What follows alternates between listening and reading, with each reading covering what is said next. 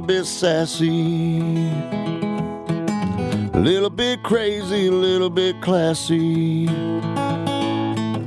We got dreams and we got goals. We're just a couple of old sassholes. Hi. Hello. Hello. Hi. Oh, that was sassy. That's as it should have been. On brand. Yes. Because we are a couple of Sassholes podcast. Hi, everyone. I'm Brooklyn Maple. And I am Heather Terry. And as you may know, or you may not know, this is our power hour of true crime where we talked about fucked up people doing fucked up shit usually for no fucking reason. Or lots of reasons, or no good ones, or just shit happens, you know? Yes. Just shit be popping off everywhere, all over, all the time. And it's fucking crazy. And so we're here with some mics in our faces, talking some shit about it. We're going to spit that in your ear holes. Yeah, we are. Yes, I'm sure somebody's into that. I hope. Yeah. I hope people are into splooging stuff everywhere. Spitting, splooging stuff. You know what?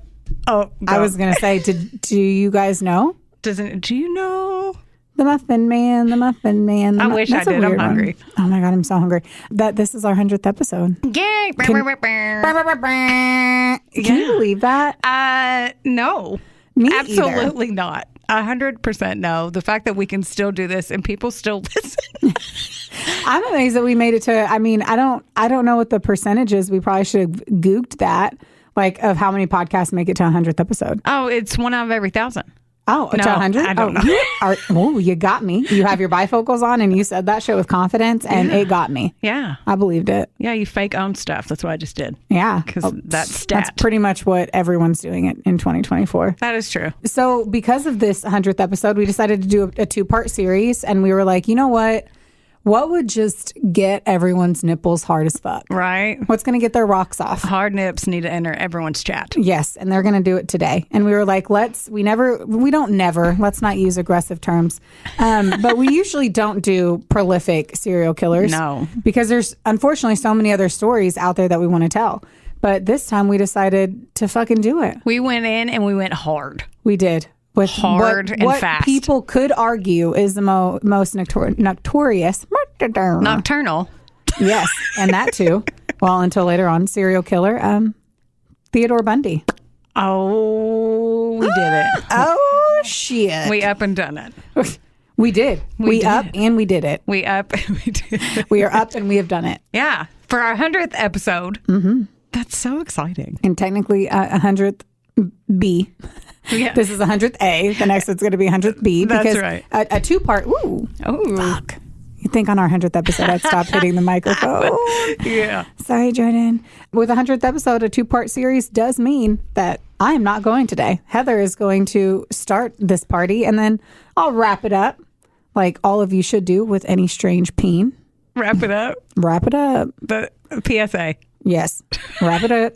I'm going to wrap it up, and I'm going to come in the next episode. I want you to keep and going. I'm going to talk about the rest. So this is going to be leave you on the edge of your seat if you somehow did not know the Ted Bundy story. Or at the end of the day, I feel like I knew the story so well and it's this crazy thing called living that we forget some of the details. And it's every one of these stories always feels like it's the first time or that you learn something new. Yeah, well, I did apparently forget a lot of stuff and then remembered it while I was doing this. So it was maybe some people will do that too. I realized that I had interpreted so much of this incorrectly. Yeah. You know, like I remembered, I thought I knew everything about it. And then watching everything about it and rereading everything about it, I'm like, wow, I thought he had a better upbringing than he did. Yeah. I don't know why. In my mind, I thought he had a great family life, and you're going to go into it. I have no idea where I got that from. It wasn't great, but it wasn't terrible. It wasn't the best. It was probably a D if I could give it a grade in school. Right, but we have seen Z's. And we've seen, you are right. And for what this is, I'm like, okay. But I guess in my mind, it was, I don't know. I just thought it was he had a better upbringing. And then I totally forgot his shtick. Yeah. And we'll talk about that. Yeah. Let's just go. Let's do it. You know what? Let's just go. Let's do it. Bing, ding, ding, ding, ding, ding. I can't wait till we start doing video so people can see. Dude, I look hit. So they can see what I see. even though I know I look rough too since you dragged me out of bed and we worked out this morning. Yeah, I did. Literally, by her hair. She did. All right, let's rock and roll. Let's go.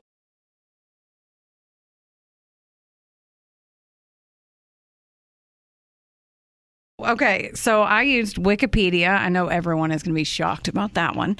Biography.com, allthat'sinteresting.com, vault.fbi.gov, and then Conversations with the Killer of the Ted Bundy tapes. There was that other one that you told me to watch after I did my notes, and I went back and put more stuff in. Mm-hmm. What was that one? The Evil Speaks or something? I have no idea. Tubi. It was the 2021? Yeah. That's the one that was all the trial, right? Yeah. One of them was all trial, and then one was all previous shit, and then they literally ran through the trial. I couldn't believe it because one of them, I don't have my notes, obviously, because I'm not going today, but on my notes, one of them, they talk about all the murders, and then they just barely covered, they're like, he went to trial, and this was the outcome. I'm like, oh, we're not even going to say that he was crazy as fuck? Oh, anyway. Yeah. So there you go. Theodore Robert Cowell, later known as Ted motherfucking Bundy, was born on November 24th, 1946 in Burlington, Vermont. His mom's name was Eleanor Louise Cowell, who was an unwed mother. Unwed? I mean, could you imagine?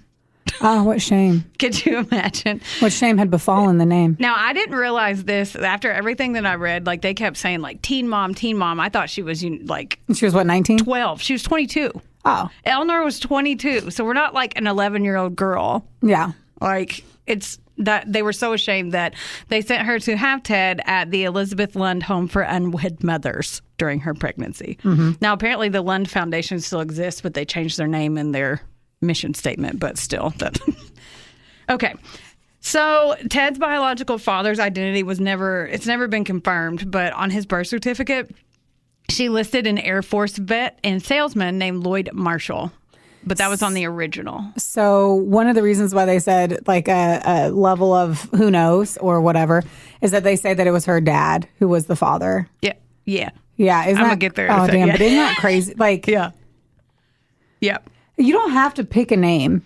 Yeah, no. So it's kind of like, why throw a name if you don't have to pick it? Then there was a copy that was found that said that his father was unknown. So that was the original one, said Lloyd, then it said it unknown. And then she also mentioned the man, or the name, a man named Jack Worthington, who was a war vet, and he, quote unquote, bailed after he found out she was pregnant, but he didn't exist. And Lloyd was like, I don't want any part of that. That's not my baby. She made that shit up. So who knows? When she had the baby and was then being shipped off to the hospital of shame, her parents told her and everyone else that Ted was her adopted baby brother and not her son. And when Ted was old enough to understand what the fuck was going on, he would be told this as well. Some say that he was told by his cousins. Some say that he came back and found his birth certificate and figured it out. Who knows? So either way, that'd be pretty fucked up. Yeah. Yeah. I mean, that Jack Nicholson, everything I heard that happened to him too, apparently. And he didn't go on a murder spree. No, he went on a sexy success spree. Yeah. He was real hot back in the 80s, 90s. Those eyebrows. Oh, God, they were pointed to the heavens, just like my heart was. Oh, my God. Yes. Her heart and her heels. Man, and you knew damn well that Jack Nicholson was going to be fucking just hit. You knew he was going to age so poorly. He was rode hard and put up wet, and he was. Yeah. And it's you can't be drinking whiskey like that and smoking cigs. Yeah. Think you're going to be looking that fucking spelt forever. Anyway, I digress. And like Brooklyn said, there's a ton of rumors, even some family members who said Samuel Cowell, who was Eleanor's father, was Ted's real dad. And apparently Samuel wasn't warm and fuzzy papaw like we think of everybody's papaws. He was apparently a raging asshole. He was a bigot, he was abusive, and he was basically just a bully. And there was one story where he threw the sister-in-law down the stairs for oversleeping. He would beat dogs. He took the neighbor's cat by the tail and swung it around his head and threw it, and crazy bullshit like that. He apparently was also into some really graphic porn and had a ton of it. So who knows if little Teddy stumbled onto Papaw's porn collection. Yeah, and they said it was rugged. Was it Was it the drawing one, like the anime type of one, cartoon? That I don't know. I know he was into that later when he got older. Do you talk about that? Mm-mm. Okay. So they said too that he like apparently back in the day and now, but we call it like I think we're much more anime porn these days. Not me personally, but I think we as in a genre are into anime porn. But back then it was like comic porn, but it was really aggressive and it was like tying women up and raping them. Yeah. And like somehow people thought that was chill. Yeah, I don't know. But we got really, really mad when like Limp Bizkit came out there with aggressive songs, but nobody cares about WAP. I don't know. This world is stupid. This world is stupid. We all need a homestead and have our own chickens. Okay, carry on.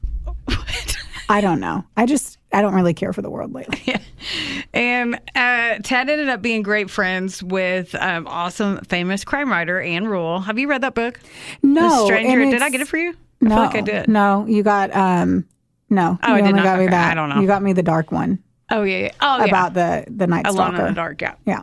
Well, I'll Be Gone in the Dark. That's it. Yes. There we go. Well, I have been listening to her book about Ted Bundy, and it's really wild. And he told her once that he looked up to his piece of shit grandpa dad, like as a role model. So he beats dogs, throws cats, and likes hardcore porn, and that's his role model. So just saying. Ted's grandmother mom was super depressed for being married to this jerk face, and she received electric shock therapy for her depression, and apparently that was all the rage back in the day to do that. So not exactly a stable home life, to say the least. And he wasn't too off the wall as a child, but he did start acting a little strange. Like there's nothing where they would be like, something's wrong with that kid, but they're like, like enough to, like if you whistle at a dog, you cock your head. Enough to be like, yeah, like when you whistle at a dog and they cock their head to the side. That's kind of how it was. When he was 3, his Aunt Julia woke up from a nap in her room, and her bed was surrounded with kitchen knives, and Ted was just like giggling like a little fucking Chucky doll. I don't even know. A 3-year-old. 3. That's terrifying. Of all things, knives. Yeah. When got him out of the kitchen. How did a little toddler do that? They can barely, they can't even wipe their own ass at that They're age, just right? like, you know what? We don't need to make sure that the kid can't get in the drawer full of fucking knives. Yeah. He'll be fine. It's just Teddy. God. It's just Teddy. His sister mom, Eleanor, married a man named John Bundy in 1951, which is where Ted got his last name. They ended up having 4 kids together, but Ted wasn't having anything to do with his half-sibling, so he made like no effort whatsoever. He kind of liked to be the center of attention. Everything that I read, too, said he was really into material things and his appearance from a really young age.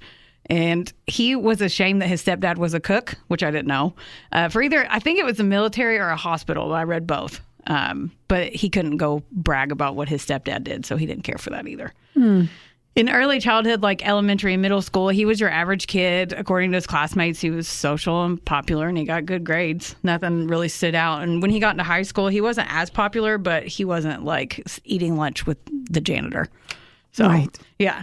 He became a little more standoffish and socially awkward in high school, and sometimes he had a little bit of a stutter. So with his big ego, he didn't really care for that. And he ended up graduating, and then in 1967, he enrolled in the University of Washington, and this is where he met and fell hard for the lovely student named Stephanie Brooks. So may I mention my insane annoyance with how I don't know if you're going to agree or disagree, or if I'm being too feminist, or if like I'm hormonal right now, or whatever the fuck it is, because let's be honest, sometimes our hormones play whatever roles they want to play. They run rampant. But I felt like they blame her. Yeah, I feel like they fucking blame her. Like they're like, oh, this really smart, gorgeous, independent, successful woman. As you go through all of this, they end up pretty much blaming her because she was like, I'm sorry, no. Oh, yeah. So that apparently that's not Stephanie's real name, but I wouldn't want my real name used either. And that's what I was getting ready to say. This was another case that she kind of caught some blame for this. And it's not fair. It's just like the Golden State Killer and that Bonnie lady. Like, just because you get rejected doesn't mean you get to throw a tantrum, a bloody tantrum. Yes, like 100%. Just because she was a few years older than him, and her family was loaded and prominent and kind of political. And she had dark straight hair with a part down the middle. So put a pin in that for those of you who don't know the story. No one doesn't know the story. Right. And that same hair, look, and feel. Right. Somebody had a type. So think about how status was everything to him. And this was like the golden fucking goose of a lady. And they did date for a while, and then she dumped him after she graduated in 1968 because she said he was a little immature and seemed kind of lost and didn't have much direction in life. I think he failed out of school, didn't he? Like, he was doing really bad in school, and she was like, if you're not taking this seriously, I cannot be with you. Yeah, because he was focusing all on her. Yeah, and he was like, with her. You're not doing what you're supposed to be doing. So this kind of kicked Ted right in the wiener, and like, he was devastated, like Blanche Devereaux says. Simply devastated. God, I love the Golden Girls. His half-brother said this was the first time he'd seen him not in control of his emotions, so he was like super depressed and he'd get mad, but he said he was usually even keel and calm, but this kind of threw him. He dropped out of school, and then I want to point out, like I said, it's not her fault. Just because she dumped him, you're allowed to do that. Yes. I want to say it again. I typed it again. So, like, what do you do when you get dumped, though? Of course, you're going to play the long game and focus on revenge. Oh, I was like, Khloe Kardashian, revenge body. Oh, yeah. No. He decided to focus his revenge on her for the long term. Ted decides to go back to school at the University of Washington and majored in psychology. And it looks like it's because he wanted to figure out, basically, everybody thinks it's because he wanted to manipulate people and figure out how the mind worked and figure out how to work people. That's a lot of the stuff that I read. He became an honor student and actually put in effort socially, so he became a little bit popular. And he also decided to throw himself headfirst into politics and joined the Republican Party. In the same year, in 1968, he started working for the Seattle campaign office of Nelson Rockefeller, who was running for president. I've never heard of that name, so clearly it was a strong campaign run. We're also not. Yeah, we don't care. I was like, let's also just be honest that no. Well, 1968, that was a million years before we were born. Why are you not how come on you that? don't know the Republican candidates from 1968? I actually did. I know him very well. Okay. I don't know shit about fuck. I was like, what's his dog's name? I'm going to pay of all the things, not where did he stand on abortion? You're like, what was his dog's name? Yeah. If it's not Chief or Scout, he's not going to be president anyway. That's true. I digress. Okay, this also landed him a gig for the chairman of the Washington Republican Party. And this guy said that Ted was, quote, a believer in the system. I'm sure he was. But yeah. White male? I'm sure he was. Yeah. So during the hippie movement with like long hair, flowered children, and all that stuff, like Ted was clean cut and dressed conservatively, and he was not into that shaggy haired business. Also during this time, he started dating a woman, and we're going to call her by her preferred alias of Liz Kendall. But I mean, if you really want to figure it out, her name's all over the internet. Liz had a 3-year-old daughter, and she and Ted dated for 5 years, and they both survived. In 1973, Ted got accepted to the University of Utah Law School. And like, if you think about it, if he would have stayed on the right path and not, I don't know, murdered a million people, he could have done something good with his life. Yeah. Like he was on the right track to do. Yeah, it's not like he was into drugs and on the streets and, like, trying to figure out how to make the herpes not flare up. I totally get it. Yeah, he definitely could have been the family man. He had the entire setup ready to rock and roll. He just chose not to lean into it. Or he leaned into his other issues, I guess. Yes, that he definitely was focused on his long con and not what he should have been focusing on. And during this time, he's still dating Liz. Ted intentionally crosses paths again with Stephanie, his ex. Like, I think he went to California to some conference or something, and she was in town, and he like called her and they met up. And he was like, look at me. I'm doing big boy stuff. Yeah. I'm doing all the big boy things. And she's like, oh, well, we can, okay. Look, you're finally focused, which is what I was asking you to do the entire time. Yeah, you grew up. Good for you, Teddy. Yeah, like, you're not rich, and I am filthy rich and gorgeous. So, no, I'm not going to marry someone who is beneath me and not even trying to get better. But she's like, hey, you want to go to school? Fuck yeah. It's like like how Aladdin could have turned out the other way if Jasmine was like, you're not good enough for me. Yeah. And so Stephanie fell for that, and they started dating. And neither, like, Liz didn't know about Stephanie. Stephanie didn't know about Liz. It must have been real easy before Facebook. Right, I know. And Ted started talking to Stephanie about marriage and engagement. And this is so fucked up. Of all the things, this is also one of the fucked up things he did. He proposed to her. She's like, oh my God, yes, let's spend our life together. And then 2 weeks later, he stopped taking her calls. So, oh my gosh. could you imagine? No. Especially oh my in the gosh. time of your life where it is right now. I would just assume that you died. And if you didn't, no, I'm kidding. Right? You're gonna. Yeah, oh my God. No, I cannot imagine that. No. Okay, cut to 1974. Ted's 27, and this is the first time that he actually admitted to taking his dark turn. Dun, dun, dun. Dun, dun, dun. Young college women in Seattle and Oregon started disappearing, and rumors floated around about them being with, quote, a handsome man who went by Ted. Like, he was so sure of himself that he just said, my name is Ted. I can't even. There's so much. I have so many comments when we start actually getting into the murders. I know, right? And I just want to point out, I do not think that Ted Bundy is handsome. He is not my type. If I saw him just on a poster, I would not be like, ooh, he is cute. Everything that they talk about, like, he's known for being the handsome guy. I think he's handsome in moments, but it was fully based off of his hair for me. So, like, he had a very grunge look which was just 70s hair in his second arrest. But I was like, all right, dude, no.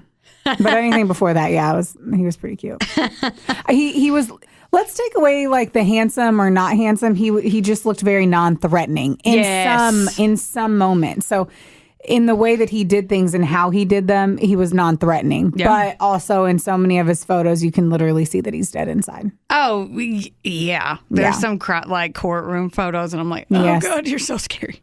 Yeah. Yeah. January 4th, 1974, 18-year-old college student Karen Sparks was sleeping at night in her basement apartment. She was scared awake when Ted came into her apartment, broke off a metal rod from her bed frame, and just started beating the shit out of her head until she passed out. Her roommates found her the next day, and he had stuck the metal bar, like, up in her. Shockingly, and thankfully, though, like, she survived. Obviously, she has emotional and physical issues from that forever, but she lived. I couldn't imagine. I just can't imagine. Like, when there's so many terrible, just everything fucking sucks, right? Like, let's just really be honest that all of that's terrible. But there's something even more sinister about it being in your home, which is what made the Night Stalker so terrifying. Like, is somebody breaking into your home? That's the number one place you're supposed to be safe. Mm-hmm. Like, how do you ever have a good night's sleep ever again? Ever? Yeah, no. Yeah, I would sleep during the day with a guard outside. Like, there's no way. Yeah. February 1st, so less than a month later, Linda Ann Healy, she was 21 years old. She was not so lucky. Linda was hanging out at a local bar with friends, like, thinking that would be safe too. Mm-hmm. And she had to leave early because she was the local ski report weather person on the radio. So she's like, I got ski report weather person? That is the technical professional term. I'm sorry that you don't know about news and skiing. Yeah, and ski report and weather ski reporter. Report weather report. That's not what I wrote, but I just was skimming through it and was like, that's just what I'm going to say. But thanks. We are very professional. We have done this over 100 times. You were very right. So I'm going to sign up for master class. If anyone wants to take my podcast class, let me know. Why are you laughing? I'm not. Okay. Oh, now we have to go sad again. Ted, dude, this entire thing is sad. I know. Think of how many murders you're about to cover. Let's just plow through the material. It sucks. Yeah, it does suck. Ted followed her back to her apartment that she shared with 4 other roommates, and they were all home, by the way. So he really didn't fucking care. She fell asleep about 10. Her roommates were in the rooms right next to her. He broke into her room, beat her head in with a crowbar until she passed.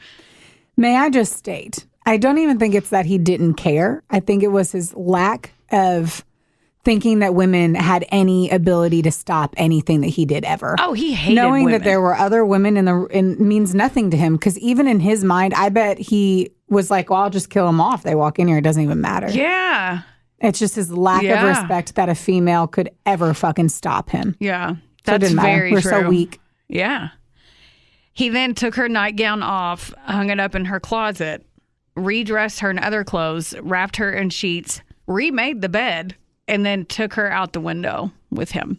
When she didn't show up for work the next day, they called her roommates and they found her bloody bed in her room. They actually never found Linda's body, but they did find her jawbone later. Do you remember where? I don't. Up in Taylor Mountains. Yeah. I think that was one of the ones that was up there.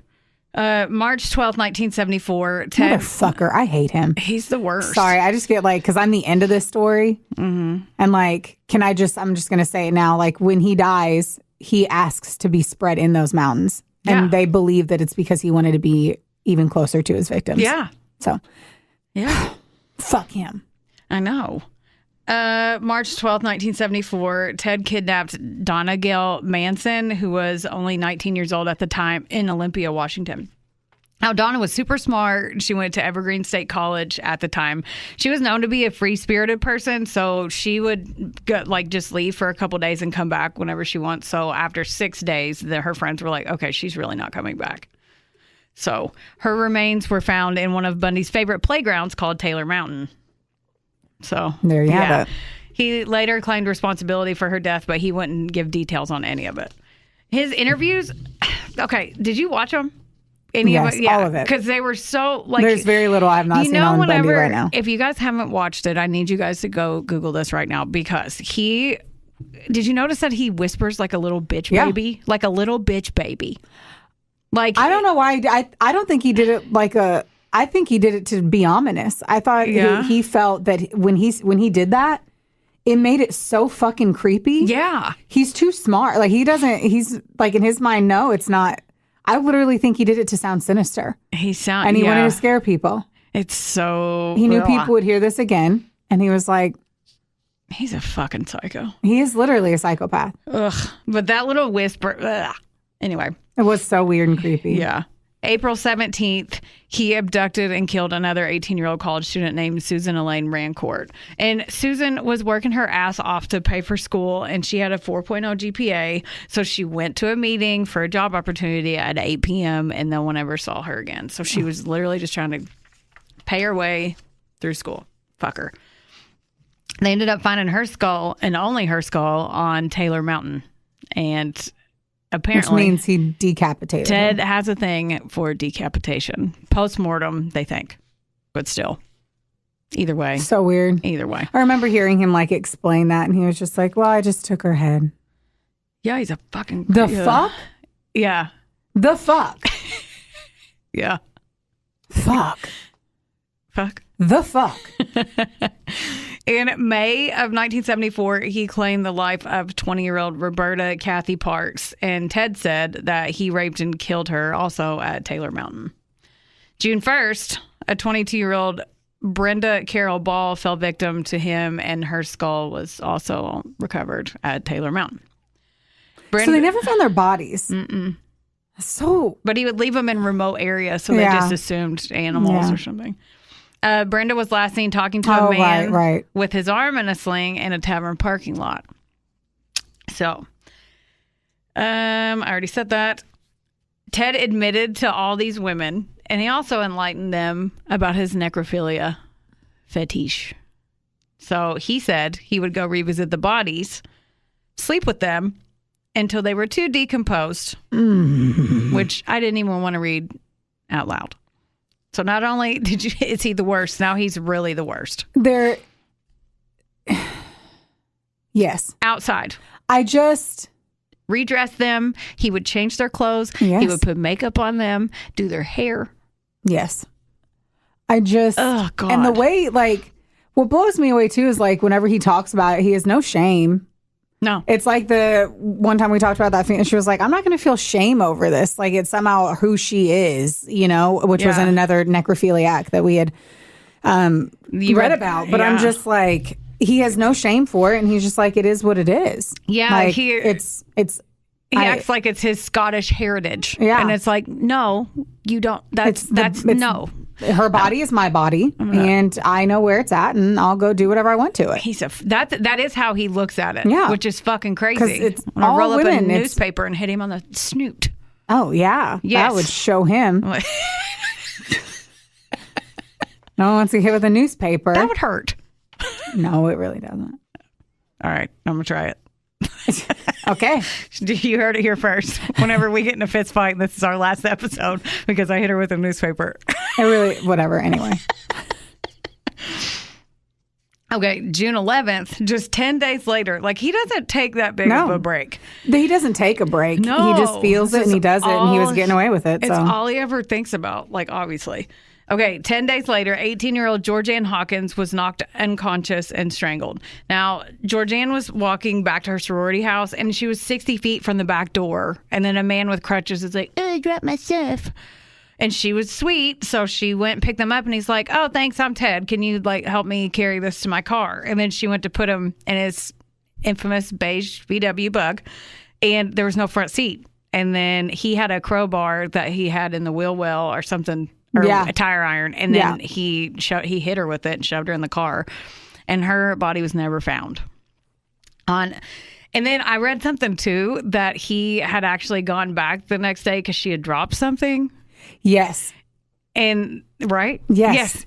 Yeah. So he'd had the tire iron like back by the back wheel and had picked it up and hit her with it. And whenever he had hit her, she dropped something. It's like her earrings? Her ear. And her shoe. That's what they said, that when he hit her, it knocked her earrings out of her ears and it threw one of her shoes off. That's how hard he hit her in the head. Yeah. With a crowbar or tire iron, whatever it is. Yeah. And that the police were there and he was still able to pick up the earrings. Yeah.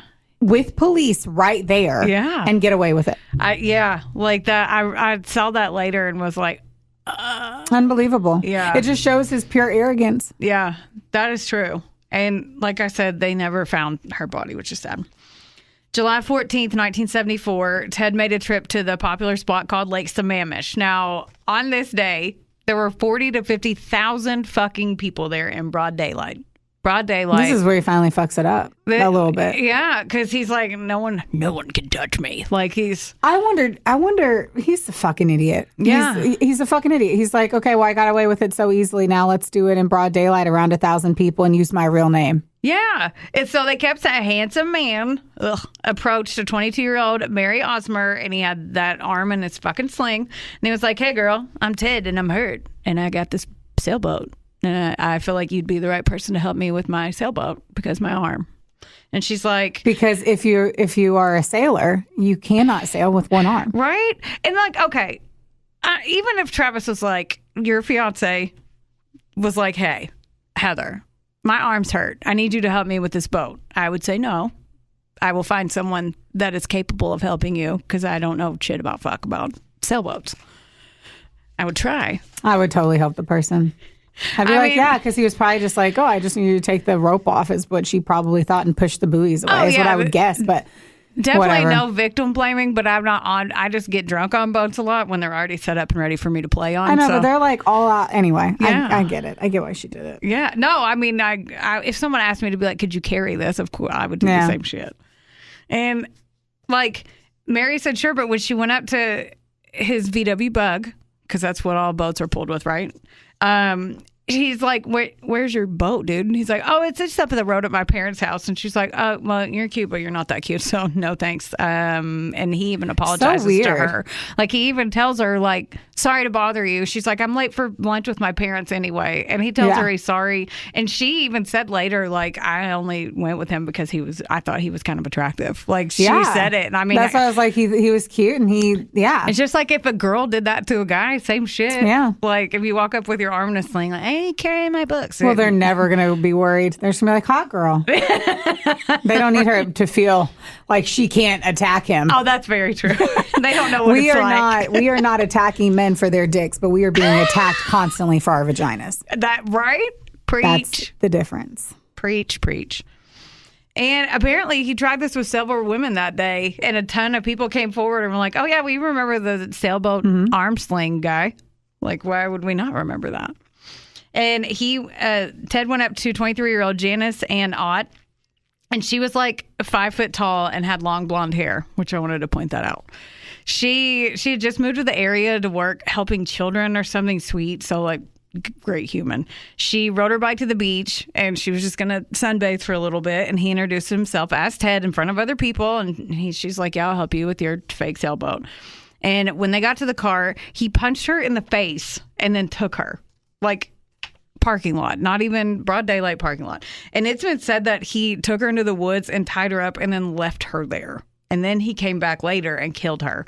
They found her bones scattered and she had been decapitated. Oh my gosh. So when he left her tied up, he went back to Lake Sammamish with his boat con, and it worked on 19-year-old Denise Naslin. She stepped away from her friends and her boyfriend for a minute just to use the restroom real quick, and she was never seen again.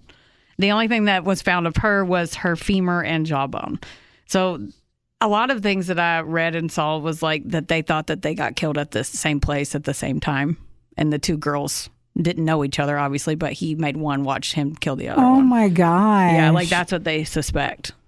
It was so fast. Yeah, like that he was like, I'm going to kill this. Like within an hour, I think, girl. right? Yeah. But so she had to stay there tied up to a tree. It's awful. It is fucking awful. And then they found another unidentified victim in that area and his crowbar, like near the other two. Oh my gosh.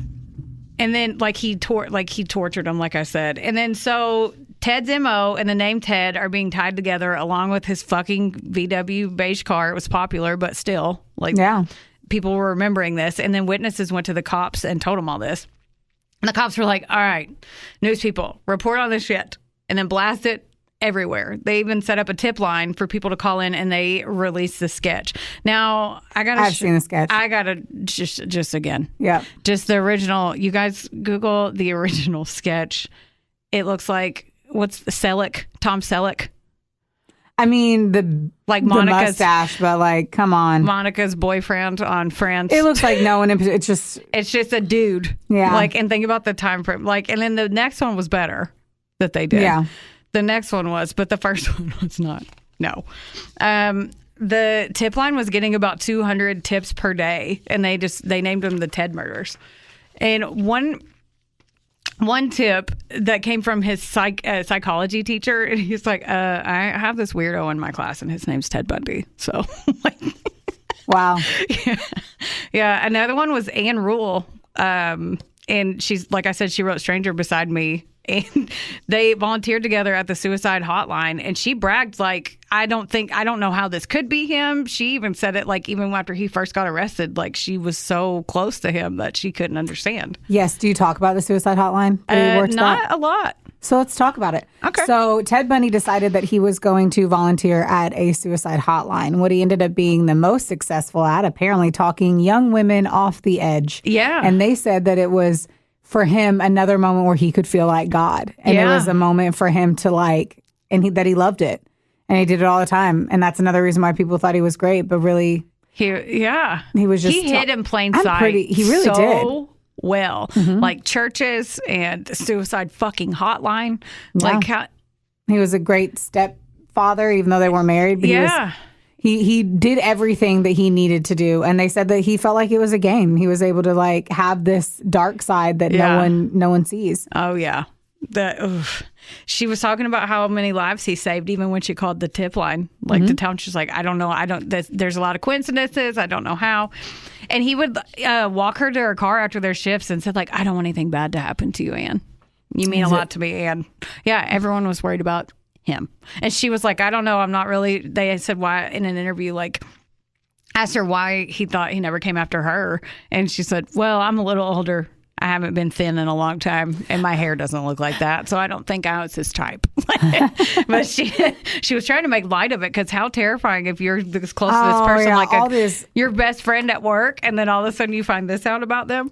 I mean, that's what a lot of the people were in the docu-series, any of the shows that you see, and they're like, it completely fucked me up. His guy best friend. Yeah. Larry was his name. That he called whenever he got arrested. And he was like, dude, you're so funny. And he's like, I'm serious. And then eventually. Yeah. He was it was sad. He was like, after all these years, I still am scarred from it.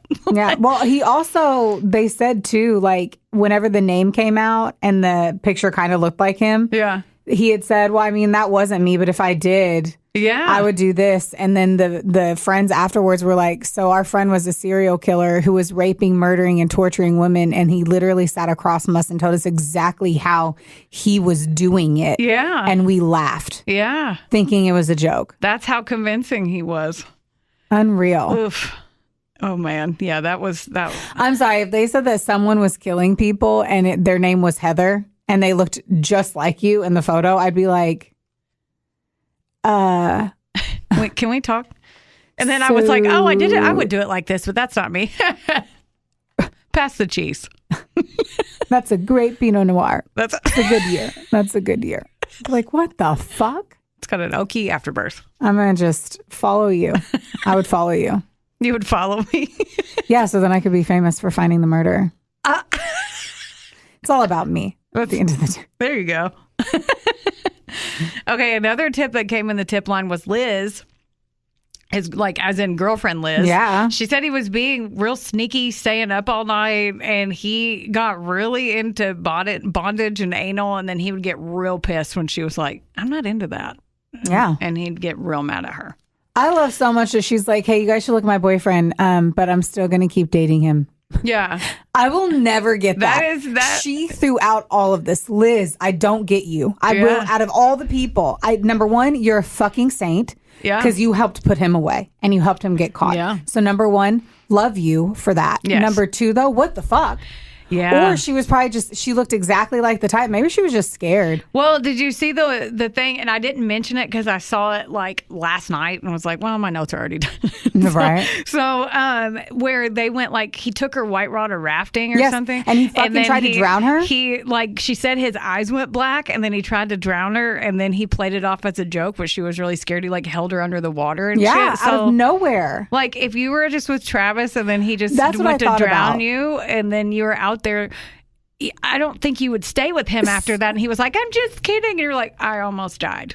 And your eyes were black. Right. I thought about it because I was like, I'm about to go on my Travis, don't even fucking think about it. Right. But like, I'm always, and we had talked about doing some whitewater rafting. And I'm like, I don't know what I would do if he just randomly grabbed my head and smashed me into the water and then tried to drown me and then be like, it was just a joke.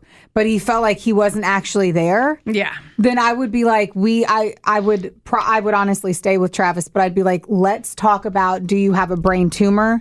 Do you need to see a psych? Because she said she saw a visible change, which would made me, if I saw that, I'd be like, something is wrong. I would think there was a tumor pressing up against his brain or like something. Because I'm madly in love with him and we communicate and he doesn't sneak off in the middle of the night and like murder people. Yeah, but in this scenario, I would leave Will. Like if out of nowhere he tried to murder me in the woods. And he was doing I don't know. I think I would leave him anyway if he asked me to go whitewater rafting. Oh my God. Not kidding. Insert eye roll. But I don't know. I would, if there was like a real love, which I don't think, to be really honest with you, she may have had love for him. He obviously didn't have love for her. He was playing a game. I think because of that, she probably had him, she felt that and probably kind of didn't fall madly, deeply, utterly in love with him. I don't know though. Her friend said that she thought he genuinely cared, but I mean, he was good at fooling everyone. So who knows? But I mean, generally caring and being madly in love. That's true. I don't know. I don't know. If I was madly in love, I don't know that I'd call the cops all the time, and she did it all the time. I mean, true. Yeah. Or I'd be like, let me get you. Let me get you. Lots of reasons why people stay when they shouldn't. You're unfortunately. not wrong. So who knows? Poor Liz. Either way, she was still a victim. Whether well, she wasn't though. I mean, he did say he tried to kill her. So yeah, I mean, I guess what's the definition of a victim? Someone who survives an attack. She survived an attack. And so looking back, it wouldn't be like that's one ex that would be hard to move past. Like she has to use an alias, and he ruined her life. And her kid was like, "You brought a serial killer around Guess me when I was a baby." Change her name. Yeah.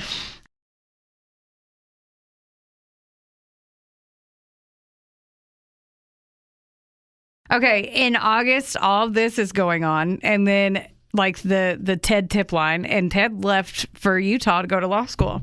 And then obviously the trail of blood followed Ted to Utah and magically stopped where he was.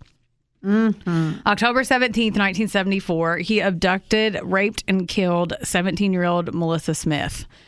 Then on Halloween, Laura Ann Aim. I think is it Aim? I think Aim. so. It's AIME, so my apologies if I get that wrong. A 17-year-old girl from Lehi, Utah was also raped and murdered. Then on November 8th, Ted posed as a police officer at a mall and tried to abduct Carol DeRanch in Murray, Utah, but that didn't work. So she got away. Good for her. Yeah. That night, though, at 10:15. No, he doesn't stop. No, he never fucking stops. 17-year-old Deborah Jean Kent went to pick up her brothers from a roller skating rink, and she never made it. And her body was never found. January 1975, 23-year-old Karen Eileen Campbell was at the Wildwood Inn in Snowmass, Colorado, and her body was found 36 days later, 3 miles away with blunt force trauma to her head. This is also sad. Ugh. Okay, March 1st, the remains of Healy, Ball, Rancourt, and Parks were all found at on Taylor Mountain. So, Wow. Yeah. March 15th, so he's down in Utah and Colorado doing all this shit. On March 15th, 26-year-old ski instructor Julie Cunningham was abducted and killed in Vail, Colorado.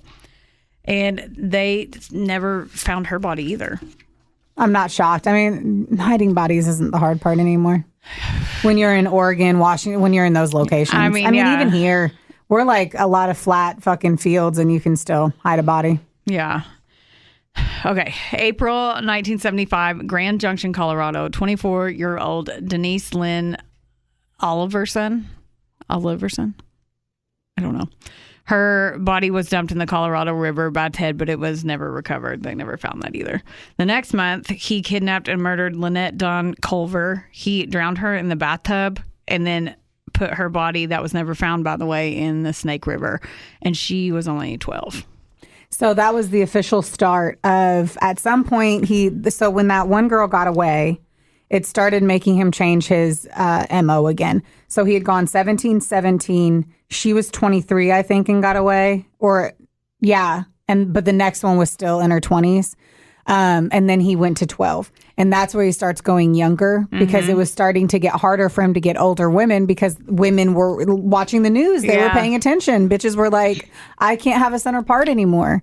Yeah. And I need to dye my hair blonde. It was a big thing. A big thing. And so kids, 17, like the girls that are leaving, one of those 17-year-olds was leaving like violin practice or something. You know what I mean? And it's like, they're kids. 12, an adult. You're not even getting in the car because you think he's cute because you're not even thinking boys are cute yet. Yeah. You're literally just being grabbed because you're small. Yeah. And you walked out of your school, you know? Yeah. It's really, and that was back in fucking disgusting. That was back before stranger danger was really like stranger danger. People just he was one of the first prolific serial killers. Yep. You know what I mean? Like there's your epic five where you're like, oh, we should probably pay more attention. Yeah, this was a crazy time period too. But, stranger danger, I feel like really didn't happen until the 90s. Yeah, for sure. Mm-hmm. In June, 15-year-old Susan Curtis was attending a youth conference at Brigham Young University when he got her. He said he buried her body on the highway, but they never found her either. Mm-mm. August 16th, 1975, Ted was involved in a traffic stop that ended in a police chase. When they caught up to him, they searched the car and basically found a crazy kill kit with masks, rope, crowbar, handcuffs, and that kind of shit. Yes. And I don't want to take away from... And there was no front seat. Yes. Because that's normal. I mean, no. Right. Yeah.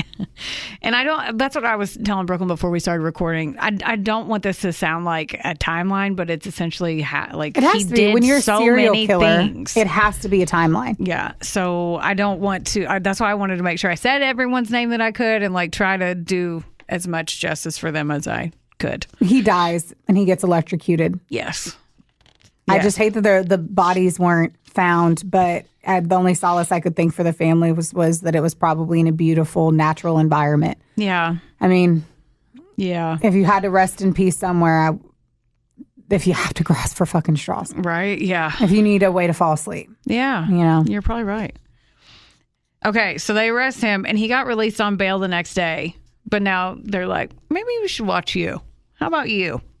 So, October 1975. Remember Carol DeRange, the one that he tried to get in November the year before? She identified him in a lineup. Hey. Go, Carol. Not only did she get away at such a young age. Yeah. Yes. Ted was charged with What was Ted charged with? I'm going to choke while I say it. Aggravated assault? Aggravated kidnapping. Thank you. And attempted criminal assault. Okay. Yes. February 1976, he waived his right to a jury trial. And on March 1st, he was found guilty and he got 1 to 15 years in prison for that. Okay. Now, the cops were piecing all this together at the same time, and they were able to charge him with Karen Campbell's murder and moved him to the jail in Aspen, Colorado to face his charges. June of 1977, he assisted in his own defense and used his white privilege, like stupid charm to get shit. Plus, if he's assisting in his own defense, they're going to treat him a little bit differently. Let's be so honest here. Okay. If you are well-spoken and you're white and you're educated and you're attractive, whether you are male or female, you will get better treatment. White privilege. All of the women... Well, it's that and the educational factor. It's number one, yes, white privilege all day long. Yeah. And for anyone that doesn't know, we are white people and we understand this. Yeah. It's white privilege. It's also if they're just attractive. Like attractive people. Every female that touched a 12-year-old boy incorrectly, all of those women got off easier. And they never would have if they weren't attractive, if they weren't educated, if they weren't soft-spoken, if they didn't have the right outfit on whenever they went to court. Like, it's bullshit, factors. And it is still happening. It is bullshit. It is still happening. It is all these years later. 100%. But yeah, you're Murdoch. right. Oh, God, right? Right? Yeah. So they granted Ted access to the Pitkin County Jailhouse Law Library. Now, he didn't have to wear his jumpsuit. He wore suits. Like, he didn't have to wear his handcuffs or anything. And the guard took smoke breaks, and he noticed that. So when the guard went to take one of his smoke breaks, he jumped out of the window that was 25 feet above the ground. Sure did. He ran on the lam for 5 days. Yes, he did. And living off the land and stealing shit in abandoned cabins and all that. Like, just went on the run. Wild. Could you imagine living in that area at that time, too? Especially because we're white females with dark hair. Because I literally have a middle part and brown hair. Yeah. I'm too old for him. But yeah, anytime there's a serial killer, that would be awfully scary. Especially if you just happen to be the type. Yeah, and then he escapes from jail. Like, he may have been hurt, but who cares? Because news doesn't travel necessarily as fast. No. You know, it's not like right now we'd get alerts on our phone. Yes, they'd be like, ooh.